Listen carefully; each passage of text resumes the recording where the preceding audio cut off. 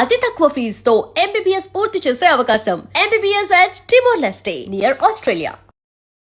Welcome to I dream. నా పేరు లుంబిని. ఈరోజు మనతో పాటు ఉన్నారు ఖ్యాతన ఆరోగ్య కేంద్రం నుండి డాక్టర్ దిలీప్ గారు, expert in Ayurveda, acupuncture and natural sciences. ఆయనతో మాట్లాడదాం.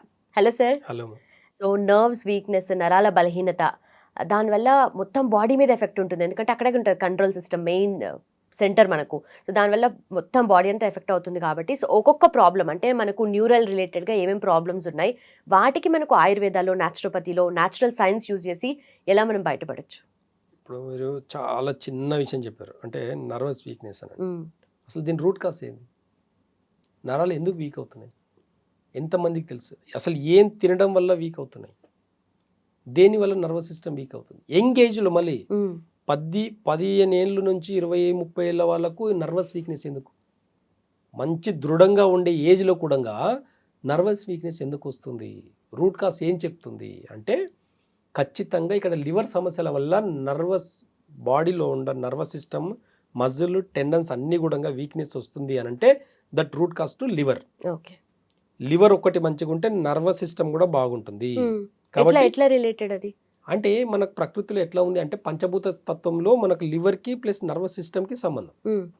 అర్థమవుతుంది? ఇప్పుడు కోపం వస్తుంది, కోపం దేని వల్ల వచ్చిందని చూస్తే అది లివర్ ఇరిటేట్ వల్లనే, అంటే ఇండైజెషన్ వల్ల వచ్చేది. Gut related. అయితే ఇప్పుడు లివర్ ఏంటి అని అంటే, డైజెషన్ సిస్టమ్ని ఇంప్రూవ్ చేయాలి, మెటబాలిజం సిస్టమ్ అంతా కూడా ఆపరేట్ చేసేది అంతా కూడా లివర్, గాల్ బ్లాడర్ రెండు. ఈ రెండు కూడా బాడీలో ఉన్న నర్వస్ సిస్టమ్ని, మజిల్స్ని, టెండన్స్ని ఆపరేట్ చేస్తుంది.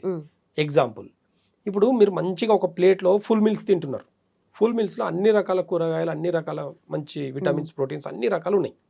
ఆ ఫుల్ మీల్స్లో మీకు కావాల్సిన ప్రోటీన్స్, మీకు కావాల్సిన విటమిన్స్, మీకు కావాల్సిన మినరల్స్, అన్ని పోషకాలు ఉన్నాయి.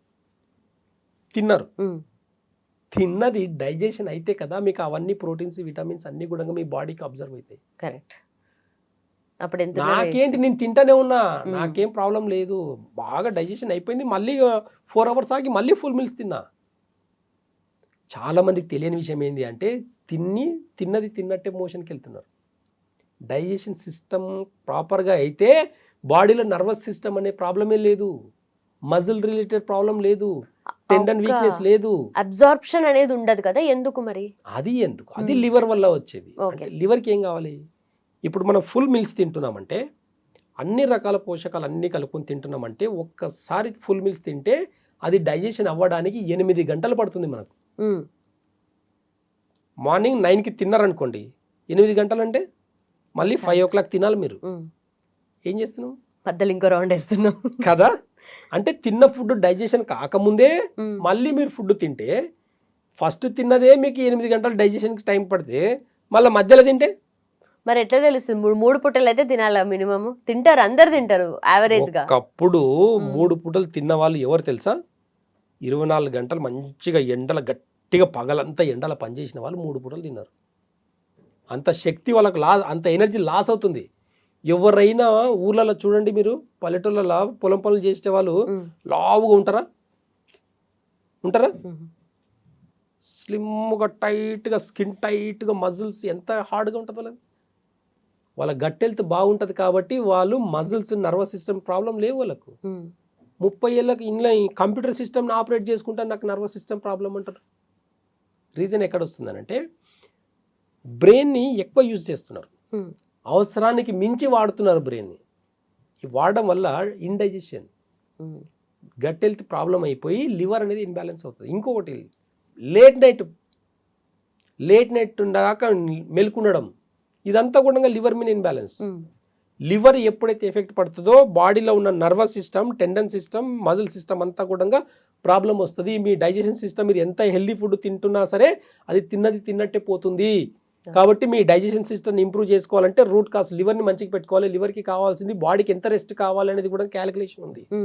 ఈ క్యాలిక్యులేషన్ ఎప్పుడైతే మనం గుర్తుపెట్టుకుంటామో, ఈ క్యాలిక్యులేషన్ ఎప్పుడైతే మనం ఫాలో అవుతామో, ఏ ఫుడ్ తినాలి దానికి, ఏ ఫుడ్ తినకూడదు అనేది ఒకవేళ చూస్తే ఖచ్చితంగా నర్వస్ సిస్టమ్ ప్రాబ్లంకి పులి స్టాప్ పెట్టొచ్చు. ఇవంతా అవేర్నెస్ లోపం వల్ల, టైంలో తినడం వల్ల, ఏ టైం పడితే ఆ టైం తినేది లేదండి పద్ధతి. పెద్దలు టైంకి తిన్నారా అని పెట్టాను.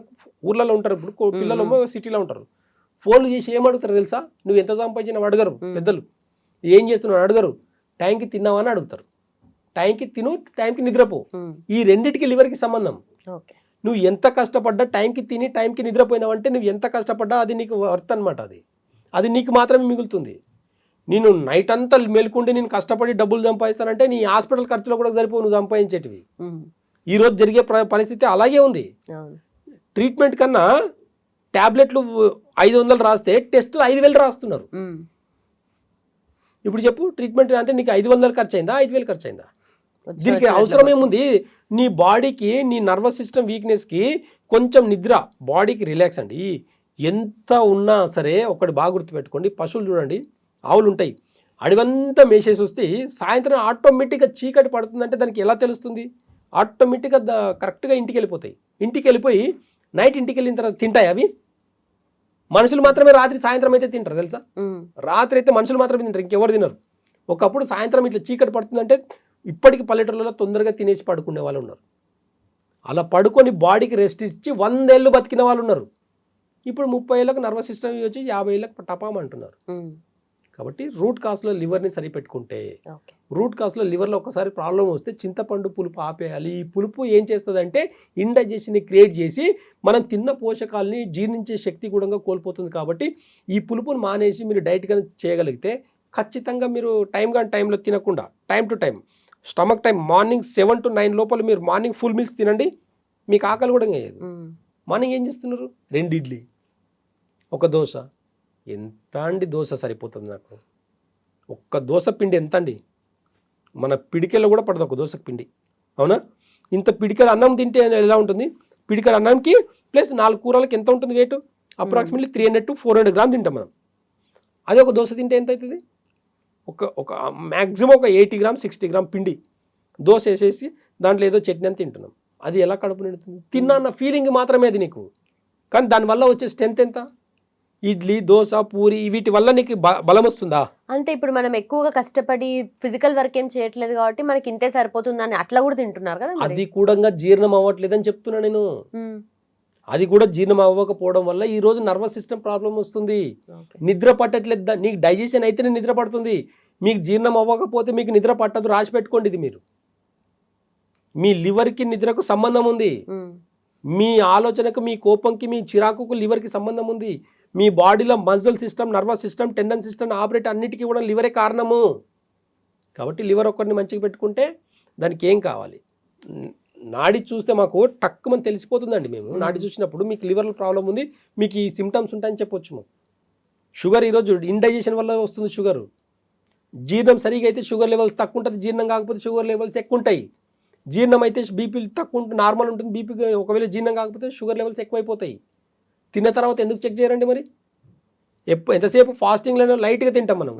మధ్యాహ్నం టైంలో లంచ్ చేసిన తర్వాత ఎవరైనా ఫాస్టింగ్ బ్లడ్ షుగర్ అవన్నీ చెక్ చేయండి. పోస్ట్ లంచ్ మధ్యాహ్నం తిన్న తర్వాత మధ్యాహ్నం హెవీగా తింటాం. మనకు మార్నింగ్ ఫాస్టింగ్ బ్లడ్ షుగర్ చేసుకుంటారు, చేసుకొని 200 ఉందనుకోండి, 200 ఉంది అనుకుంటాము. తర్వాత తిన్న తర్వాత చెక్ చేసుకుంటే 250 ఉందని కంగారు పడతారు. ఓకేనా? అదే మీరు లంచ్, మీరు బ్రేక్ఫాస్ట్ కొద్దిగా చేస్తేనే 250 ఉంటుంది. అదే లంచ్ చేసిన తర్వాత 350, 400కి వెళ్తుంది షుగర్ మీకు. దీన్ని ఎలా అరికట్టవచ్చు? దీనికి నర్వస్ సిస్టమ్కి ఏంటి సంబంధం అని అంటే డైజెషన్ సిస్టమే. కాబట్టి నర్వస్ సిస్టమ్ బాగుండాలంటే ఖచ్చితంగా చెప్తున్నాను, ఆయుర్వేదంలో అద్భుతమైన మెడిసిన్స్ ఉన్నాయి. మేము ఒక అశ్వగంధని ప్రిపరేషన్ చేస్తామండి. ఎలా ప్రిపరేషన్ ఉంటుంది తెలుసా? అశ్వగంధ డైరెక్ట్ రూట్ తీసుకొని వచ్చి మనం మిషన్లో వేసేసి పౌడర్ తీసుకుంటే నరాల బలం వస్తుందని కాదండి. ఒక్క అశ్వగంధని రూట్ కాస్లో ఆవు పాలని, బాగా స్వచ్ఛమైన ఆవు పాలలో 1 kg అశ్వగంధ రూట్కి 2 లీటర్ల ఆవు పాలని వేసి మరిగిస్తామండి. అలా 11 సార్లు మరిగిస్తాం. అంటే ఒక kg అశ్వగంధకి 22 లీటర్ల ఆవు పాలు కావాలి మాకు. ఇదంతా పెద్ద ప్రాసెస్. అంటే ఆవు పాలలో ఉన్న ఎనర్జీ, ఆవు పాలలో ఏమేమి ఉంటుంది బాగా గుర్తుపెట్టుకోండి. ఇప్పుడున్న ప్యాకెట్ పాల గురించి నేను మాట్లాడతలేను, ఆవు పాల గురించి మాట్లాడుతున్నా. ఆవు పాలలో పాలు, పెరుగు, పంచభూతాలు ఉంటాయి. ఎవరికి తెలుసు ఇది? ఆవు పాలలో పంచభూతాలు ఉంటాయా? చాలా మందికి అసలు బేసిక్ పెద్దవాళ్ళకి తెలిసి ఇవన్నీ, కానీ ఇప్పుడున్న ఎక్కువ చదువుకున్న వాళ్ళకి అసలు తెలియదు. ఆవు పాలలో పంచభూతాలు ఉంటాయి. పంచభూతాలు ఎలా? పాలు, పెరుగు, మజ్జిగ, వెన్న, నెయ్యి. ఈ నెయ్యి ఏంటి? అగ్నితత్వం. అంటే ఎన్ని లీటర్ల పాలని మరిగించి పెరిగేసి తోడేసి చేసి నెయ్యి అవుతుంది. ఒక 100 గ్రామ్ నెయ్యి తింటున్నామంటే మనము 100 గ్రామ్ నెయ్యికి ఎన్ని లీటర్ల పాలు అవసరం ఉండింటుంది ఒకసారి క్యాలిక్యులేషన్ చేస్తే అన్ని పాలు మనం తాగినట్టే. కాబట్టి అంత ఎనర్జీ కూడా పంచభూతాలు అంటే అన్ని కూడా ఇంటర్నల్ అన్ని ఆర్గాన్స్కి ఒక ఆవు పాలు సరిపోతుంది. అప్పట్లో పెద్దలు సాధన చేసేవాళ్ళు ఎక్కువ. అప్పట్లో అంటే సాధన అంటే అడవికి వెళ్ళేసి ఏమి తినకుండా ఆవు పాలు మాత్రం తాగి ఉండేది. ఒక్క ఆవు పాలు తాగి పంచభూతాలు జీర్ణించుకొని అగ్నితత్వాన్ని యాక్టివేట్ చేసుకొని వాళ్ళ సాధన అనేది శాస్త్రకి ఎక్కేది. కాబట్టి అప్పట్లో మంత్రసిద్ధులు అంతా సిద్ధించేవి. ఏమి తినేది కాదు, ఇంకా పంచభూత భక్ష్యం అంతే. ఇంకా అలాంటి పంచభక్ష పరిమాణాలు అంటాం కదా, అది ఒక్క ఆవు పాలతో సమానం. అది జీర్ణించుకోగలిగితే, ఆవు పాలు జీర్ణించుకోగలిగితే, అలాంటి ఆవు పాలలో ఒక అశ్వగంధని మనం వేసి 11 సార్లు దాన్ని ప్రిపరేషన్ చేసి దాని తర్వాత మళ్ళీ దాంట్లో శిలాజిత్ కల్పించి ఇస్తాం మేము. ఇచ్చినప్పుడు నర్వస్ సిస్టమ్ కాదు, 60 ఏళ్ళ ముసలాళ్ళు కూడా సెక్సువల్ ప్రాబ్లంకి కూడా ఇంపార్టెంట్. ఇది గుర్తుపెట్టుకోండి. 60 ఏళ్ళ వయసు ఉన్న వాళ్ళు కూడా సెక్సువల్ ప్రాబ్లంకి కూడా ఇలాంటి నర్వస్ సిస్టమ్ని స్టిమ్యులేట్ చేసుకొని కూడా హ్యాపీగా జీవనాన్ని కొనసాగించవచ్చు. అది ఆయుర్వేద యొక్క గొప్పతనం. అంతేగాని డైరెక్ట్గా అశ్వగంధ వేసుకుంటే పనిచేయదు. ప్రాసెస్ ఉంది, ఒక ప్రిపరేషన్ ఉంది, ఇవన్నీ చేసుకుంటూ మేము ఇస్తాం. కాబట్టి రిజల్ట్స్ మాకు సైడ్ ఎఫెక్ట్ లేని రిజల్ట్స్. ఇంట్లో ఏమున్నది ఇలా సైడ్ ఎఫెక్ట్ వచ్చేదానికి? మనం అశ్వగంధ రూట్ ఎట్లా ఉంటుంది అంటే ఒక క్యారెట్ రూట్ ఎట్లా ఉంటుందో అంతే అది కూడా. ఆయుర్వేదంలో ప్రతి ప్లాంట్ మనం దినచర్యలు తీసుకునే కూరగాయలు ఎలా ఉంటాయో ఆయుర్వేద ప్లాంట్స్ కూడా అంతే. అవి ప్లాంట్స్ని బేస్ చేసుకొని కొంచెం డోసెస్ని తగినట్టుగా తీసుకోవాలి అంతే తప్ప కూరగాయలు తీసుకున్నట్టు మొత్తం తీసుకునేదానికి లేదు. కొన్ని పద్ధతులు, కొన్ని నియమాలు ఉన్నాయి. కాబట్టి ఆ నియమాల పద్ధతి ప్రకారంగా వాడితే ఖచ్చితంగా 60 ఏళ్ళ ముసలాలకు కూడా నర్వస్ సిస్టమ్ని మంచిగా చేసుకోవచ్చు. Okay okay. సో ఇప్పుడు చిన్నవాళ్ళు పెద్దవాళ్ళని డిఫరెన్స్ లేకుండా అందరికీ ఉంటే తలనొప్పి, బయటికి ఎండకెళ్ళొస్తే తలనొప్పి అంటారు, స్టెప్స్ ఎక్కినా తలనొప్పి వస్తుంది, కూర్చొని లేచినా తలనొప్పి, అంటే ఇంత మైగ్రేన్ ఎక్కువైపోతుంది కదా, సో దానికి ఏం చేయొచ్చు అంటారు? దానికి కూడా రూట్ కాజ్ అంటే మైగ్రేన్కి, హెడేక్కి, లైటింగ్ చూసిన దానికి వీటన్నిటికీ రూట్ కాజ్ చూస్తే లివరే. లివర్ గాల్ బ్లాడర్ ఇన్బ్యాలెన్స్ వల్ల, అంటే డైజెషన్ ఇన్బ్యాలెన్స్ వల్లనే ఇది వచ్చేది. కాబట్టి డైజెషన్ సిస్టమ్ని మంచిగా పెట్టుకుంటే ఆటోమేటిక్గా మైగ్రేన్, హెడేక్ తగ్గిపోతుంది. దీనికి కూడా ఆయుర్వేదంలో పిప్పల చూర్ణము ప్లస్ సొంటి 2 కలిపించి చేసుకుంటే ఖచ్చితంగా మైగ్రేన్ని పర్మనెంట్గా తగ్గించవచ్చు. సొంటి మన బాడీలో ఎట్లా పనిచేస్తుందంటే మన కాల్షియం, అంటే హై కాల్షియం అంటే సొంటి. మనకు పోషక లోపం రాకూడదు బాడీలో, గుర్తుపెట్టుకోండి. ఎప్పుడైతే పోషక లోపం రాదో ఎలాంటి డిసీజ్నైనా అరికట్టవచ్చు. కాబట్టి రూట్ కాజ్లో కొన్ని మెడిసిన్స్ ఎలా ఉంటాయంటే ఆయుర్వేదంలో రూట్ కాజ్ని బేస్ చేసుకుని ఇస్తాం. కాబట్టి మైగ్రేన్కి పర్మనెంట్ సొల్యూషన్ ఉంది మా దగ్గర. 2 months 1 or 2 months వాళ్ళ సివియారిటీని బట్టి 1-2 months కన్నా ఒకవేళ మెడిసిన్స్ వాడితే మైగ్రేన్ హెడేక్ పర్మనెంట్గా తగ్గుతుంది. అలాంటి మెడిసిన్స్ అద్భుతంగా వదిలేసుకుని ఎలాంటి టెస్టులు కూడా అవసరం లేదండి మనకు. వాళ్ళు వచ్చిన తర్వాత మన రూమ్లో లైట్ చూడండి అంటే లైట్ చూడలేకపోయిందంటే వాళ్ళకి మైగ్రేన్ ఉన్నట్టే. వాళ్ళకి ఐ కాంటాక్ట్ ఉండదు. అంటే హెడేక్ ఉండే వాళ్ళకు కళ్ళు పెట్టి చూడరు. వాళ్ళు నాకు హెడేక్ ఉందని అంటారు, తల కిందికి వేసుకునే చెప్తారు. వాళ్ళు తల పైకి అయితే హెడేక్ ఉందని ఎప్పుడు చెప్పరు. హెడేక్ ఇట్లానే అంటారు, హెడేక్ ఇలా మాత్రం అన్నారు వాళ్ళు. ఇలా అన్నారంటేనేమో బ్రెయిన్కి ఆక్సిజన్ ఎక్కువ అంటది, ఇలా అంటేనేమో డైజెషన్ బాగాలేక హెడేక్ వచ్చింది అనుకోవాలి. మా దగ్గర ఎగ్జామినేషన్ ఇలాగే ఉంటుంది. ఒక మనిషి వచ్చి మా ముంగట కూర్చున్న లోపల డయాగ్నోస్ చేస్తాం మేము. ఎలాంటి ఎక్స్రేలు టెస్టులు ఏముండవు మాకు. కాబట్టి మైగ్రేన్ హెడేక్కి కూడా root cause liver, gall bladder. కాబట్టి దానికి తగినట్టుగా మెడిసిన్స్ ఇస్తే పర్మనెంట్గా తగ్గుతుంది. అలాగే పక్షవాతానికి ఎలాంటి మెడిసిన్ ఇస్తారు ఆయుర్వేదంలో? ఇంకా అద్భుతమైన మెడిసిన్స్ ఉంటాయి. అంటే పక్షవాతం అనేది ఇప్పుడు భయంకరమైన వ్యాధి ఉండొచ్చు, కానీ ఒకప్పుడు ఆయుర్వేదంలో చాలా ఈజీగా తగ్గింది.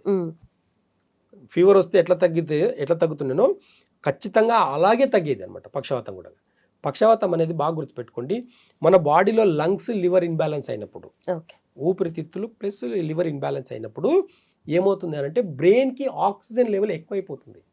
బ్రెయిన్లో ఒక బ్లడ్ సర్క్యులేషన్ అయ్యేటప్పుడు అక్కడ ఆక్సిజన్ లెవెల్స్ ఎక్కువైనప్పుడు ఏమవుతుందంటే ఆ రక్తనాళం అనేది చిట్లిపోతుంది, ఆక్సిజన్ ఎక్కువైతుంది. ఇప్పుడు బెలూన్లో కూడా ఒక స్టేజ్ వరకు మనం ఆక్సిజన్ నింపగలుగుతాం, గాలి నింపగలుగుతాం. ఒక స్టేజ్ తర్వాత పేలిపోతుంది. సేమ్ టు సేమ్ మనం తిన్నది ఫుడ్ డైజెషన్ అయితే మనకు బ్యాలెన్స్గా ఉంటుంది ఆక్సిజన్ బాడీలో. ఎప్పుడైతే తిన్నది డైజెషన్ కాలేదనుకోండి, బ్రెయిన్కి ఆక్సిజన్ ఎక్కువైపోయి నరాలు ఇక్కడ వెనుక నుంచి నరాలన్నీ ఓవర్ స్టిమ్యులేట్ అయిపోయి చిన్న చిన్న నరాలు అనేటివి చిట్లిపోవడం వల్ల అక్కడ చిన్న రక్తం గడ్డగట్టడం వల్ల పక్షవాతం వస్తుంది. దీనికి కారణం లివర్. రీజన్ ఏంది? ఇక్కడ బ్లడ్లో నర్వస్ సిస్టమ్ అంతా కూడా లివర్ ఆపరేట్ చేస్తుంది అనుకున్నాం. ఆక్సిజన్ ఎక్కువ అవడం వల్ల బ్రెయిన్కి ఎక్కింది. ఓకే. కాబట్టి ఇక్కడ అంతే. ఫిట్స్ ఫీవర్లో ఏమవుతుంది, చాలా సింపుల్, ఫిట్స్ వస్తుంది పిల్లలకు, ఫీవర్లో వస్తుంది చాలా మందికి. ఫీవర్లో ఏమవుతుంది, బ్రెయిన్కి ఓవర్ హీట్ ఎక్కేసి అక్కడ ఉన్న నరాలు ఎక్కడో ఒక చిన్న కనెక్షన్ అనేది తెగిపోవడం వల్ల ఫిట్స్ వస్తుంది. సేమ్ అలాగే పక్షవాతం కూడా రూట్ కాస్ట్ ఏం చెప్తుంది అంటే లివర్ ప్లస్ లంగ్స్ ఇన్బ్యాలెన్స్ వల్లనే మనకు పక్షవాతం అనేది వస్తుంది. ఈ 2 ఆర్గాన్స్కి మనం వైద్యం చేయగలిగితే ఎంత గడ్డగట్టినా సరే బ్రెయిన్లో అది స్లోగా డిజాల్వ్ అవ్వడం వల్ల మళ్ళీ నర్వస్ సిస్టమ్ అంతా కూడా, కాలు చేతులు అంతా కూడా మళ్ళీ నార్మల్ చేసుకోవచ్చు. కాబట్టి రూట్ కాస్ట్ నుంచి ఎప్పుడైతే వైద్య విధానం మనం పాటిస్తామో, ఖచ్చితంగా దానికి తగినట్టుగా పథ్యం వాడతామో, ఖచ్చితంగా పక్షవాతం కూడా పెద్ద విషయం కాదు, తగ్గించుకోవచ్చు అనేది ఆయుర్వేదం చెప్తుంది. ఆయుర్వేదంలో చాలా అద్భుతమైన ఏకాంగ వీరరసన ఉంటుంది. అంటే కొన్ని మెడిసిన్స్ ఎలా ఉంటాయనంటే చాలా అద్భుతమైన బ్రెమ్మివటి అని ఉంటాయి. బ్రెమ్మివటి ఈ బ్రెయిన్ మీద పనిచేస్తాయి, ప్లస్ లంగ్స్ మీద పనిచేస్తుంది, ఆక్సిజన్ లెవెల్స్ని బ్యాలెన్స్ చేస్తుంది, రక్తం గడ్డ కట్టిన దాన్ని డిజాల్వ్ చేస్తుంది.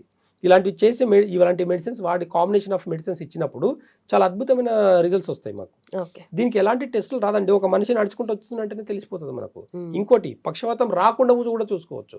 మీ లంగ్స్, మీ లివర్ని బాగు పెట్టుకున్నంత వరకు మీకు పక్షవాతం రాదు, గుర్తుపెట్టుకోండి. ఇంకొకటి, పక్షవాతం అనేది హెరిడిటీ వల్ల కూడా కొంతమందికి వస్తుంది.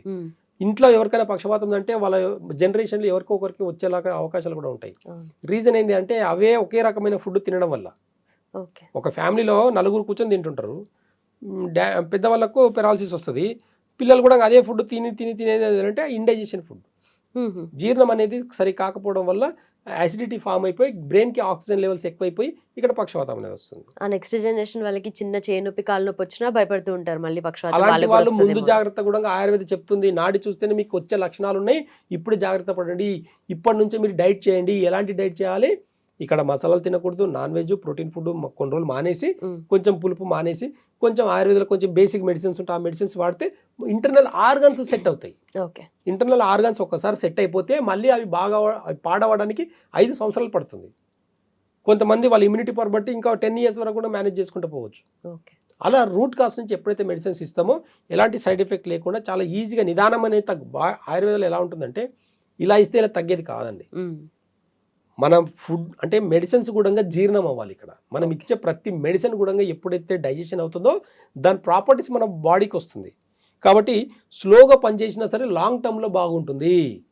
ఇట్లా వేసుకుంటే ఇలా బాగా అయిపోవాలనుకుంటే ఆయుర్వేద పనికిరాదండి. మీరు అలోపతి హాస్పిటల్కి వెళ్ళి టెస్టులు చేసుకుని, ఆపరేషన్లు చేసుకుని హ్యాపీగా ఉండండి. Right sir, thank you so much.